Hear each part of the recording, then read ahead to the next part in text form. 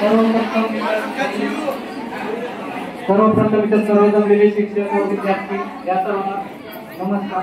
मी झाल्यानंतर अनेक समोर आपल्या समोर साईड असतात. माझा नंबर पहिलं पॉलिटेक्निकला लागला होता, परंतु माझ्या नाव तुकाराम सर असल्यामुळे मला म्हणजे तुला सायन्स जमतं का, त्याच्यामध्ये बायो मग मी म्हणलो मला पॉलिटेक्निक घ्यायचं नाही, त्याच्यामध्ये मॅथ असतं, तर मला बायो जमतं, त्याच्यामुळे मी तुकाराम सरांना म्हणलं मी तरंगे सरांकडे बायो करतो. त्या सर्वप्रथम मी तर पहिल्या सुरू क्लास आल्यानंतर फिजिक्स केमिस्ट्री बायो हे तिन्ही विषय असतात हे पण मला माहित नव्हतं.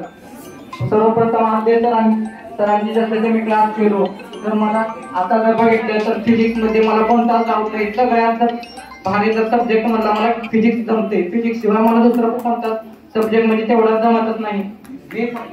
मी तर कधी कधी रात्री मुक्कामाला सहित आलेलो आहे तरंगे सरांकडे. इथे आद्य सरांनी मला सगळे प्रिव्हियस इयर जेवढे काही असतील तेवढे सगळे मी तिथं सॉल्व्ह करून घेतात आणि मला बोलून ते घेतात. त्याच्यामुळे मला आद्य सरांनी वारंवार सांगितलं आहे तू फक्त फिजिक्सचा टीचर बन.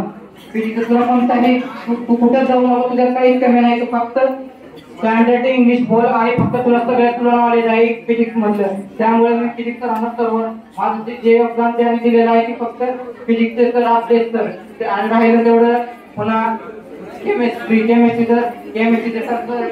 सर इतर ऍक्टिव्हिटीज आहेत असं डेफिनेशन पाठच करून घेतात. असं दोन पट्टीत जर म्हणलं तर केमिस्ट्री तरंगे सर शिकवून घेतात. आणि राहिलं बायोचा विषय तर सर डान्स करून असं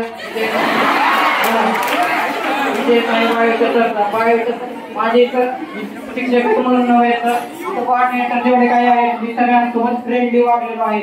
मला मोठ्या गप्पा करायला खूप येतात. मी सगळ्यांना मोठं बोलत आलेलो आहे आतापर्यंत. सर माझं भयान नाही तरी पण